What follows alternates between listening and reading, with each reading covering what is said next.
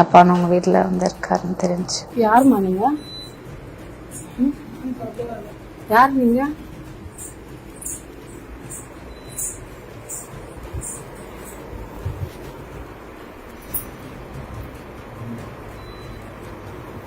என்னப்பா போதியா?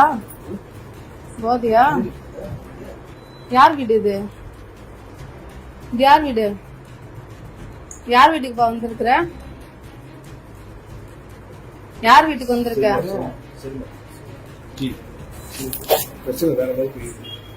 யார் வீட்டுக்கு வந்திருக்க? துணியை பாருங்க. யாருமா நீங்க?